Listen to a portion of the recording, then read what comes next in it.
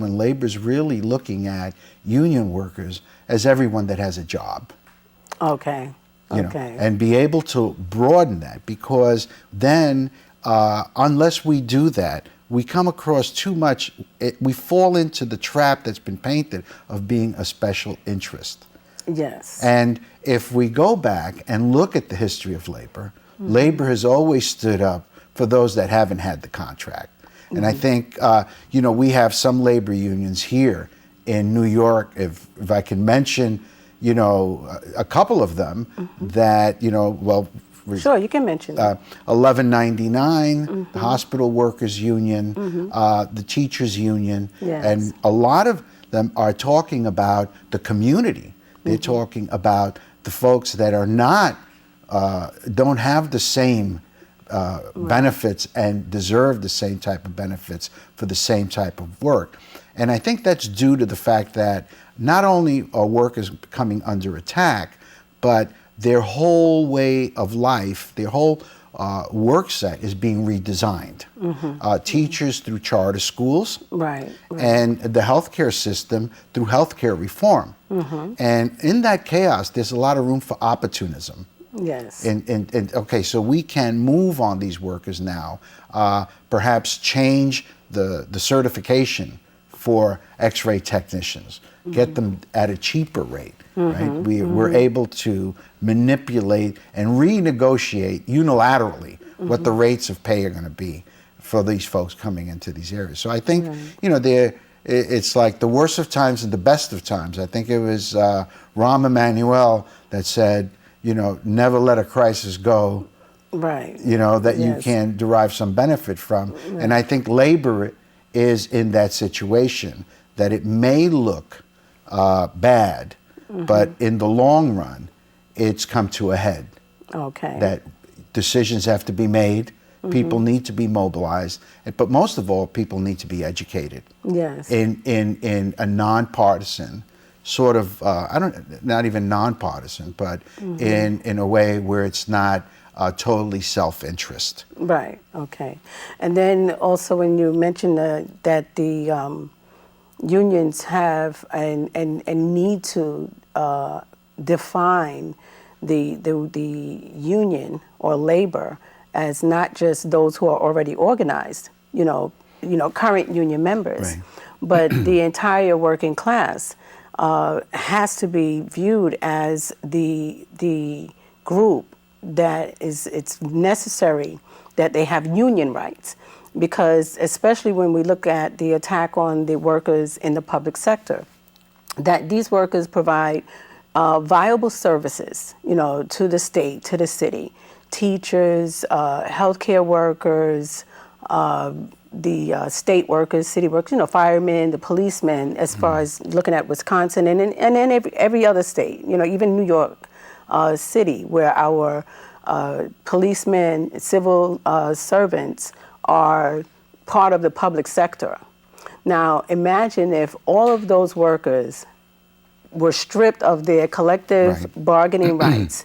So now when it's time to renegotiate contracts in the next contract period, you no longer have a right to go before or sit opposite, you know, the boss at the table and negotiate terms of your employment. But it's whatever we say, that's what it is. And if we decide that, you know, hey, we're going to cut your salary by maybe 50%, which is like outrageous. But when you look at the cost of health care and you look at the decrease in the value of pensions, in the long run, you know, the concessions that have had to be made will sort of equal maybe 8, 10, 15% decrease in your annual salary. And so if we begin to look at every worker as a future union member, and then we have, of course, you know, build density, and now we can build also the power and the strength to be able to negotiate, you know, with some real credibility. Across the table. I believe that should be the goal, you know, that all those that are already organized, fine, you have to fight to maintain what you already have. And if there can be concessions made in order to balance budgets, which is what Wisconsin did, the group actually did make the concessions that were asked of them. And the governor still said, we just, that's not enough. We also want to strip you of your right to collectively bargain, to bargain together. Absolutely. And I think if you went down the line and looked at the California workers, the state workers in California, if you looked at the different states, you'll find that many of those workers, through long debates, and it wasn't a unilateral thing, it was an easy thing to come to. There were a lot of discussions, there were a lot of rallies, there were a lot of meetings for people to come to some type of consensus and understand what their contribution was going to be in getting the state deficit cut. But if we look and we keep it strictly on the economics, everything we've said is absolutely true, and no one's going to disagree with it. Okay. And if we look at it in terms of, I go back to, I'll use this as a model. I've been trying to speak in terms of analogies and ways that historically people can remember. Okay. And I'll look at a fellow by the name of Lorenzo that took Eastern Airlines. When the airlines were they were in turmoil, and they claimed regulations were holding them back. They made a series of comments. But this guy comes along and he decides that the airline is worth a lot more in pieces. Wow. Rather than having your own, Eastern having its own people clean their own aircraft, maintain their own maintenance personnel, they were able to outsource all of this.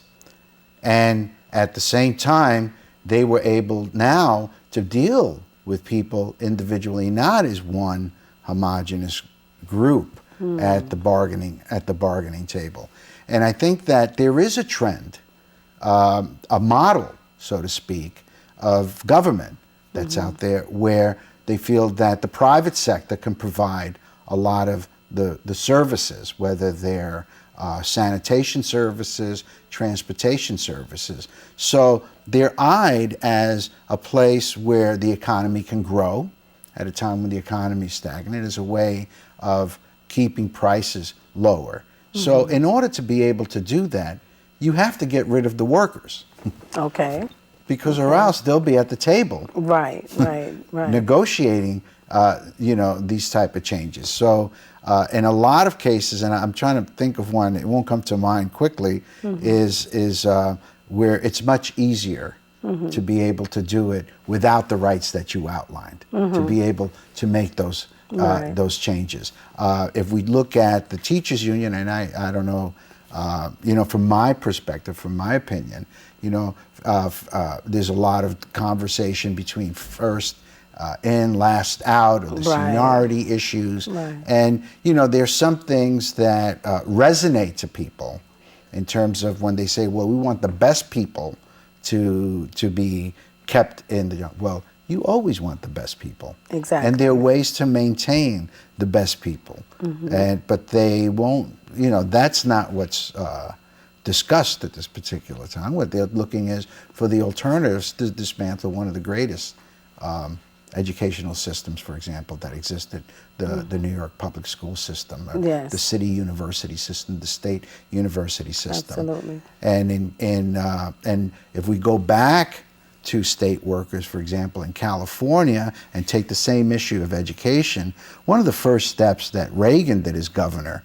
was you had a system in California in the educational system where people, a student in his final year of high school could actually take some classes at a junior college and make his transition, and and make that transition into college and graduate. Well, this great junior college system that once existed in California and throughout the country now has been replaced by these lighthouse, lightbox institutions that you see everywhere, where people take millions, hundreds of dollars, thousands of dollars in student loans, and when they come out, they don't know if that certification really will qualify them to be